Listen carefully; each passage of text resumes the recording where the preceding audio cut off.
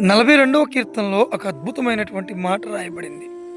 నా ప్రాణమా, నీవేళ నాలో కృంగి ఉన్నావు, నీవేళ తొందరపడుచున్నావని. నిజమే.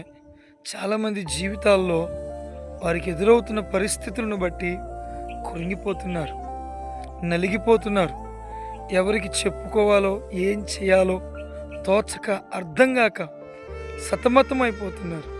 అయితే బైబిల్ గ్రంథంలో భక్తుడైనటువంటి కీర్తనాకారుడు అంటున్నాడు, నా ప్రాణమా నీవేళ కృంగి ఉన్నావు, కృంగిపోవద్దు, దేవుని యందు నిరీక్షణ ఉంచు. అద్భుతమైన మాట కదా.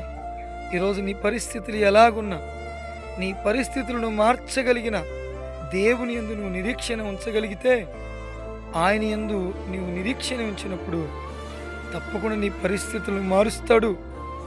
నిన్ను కుంగిన స్థితి నుండి లేవనెత్తుతాడు.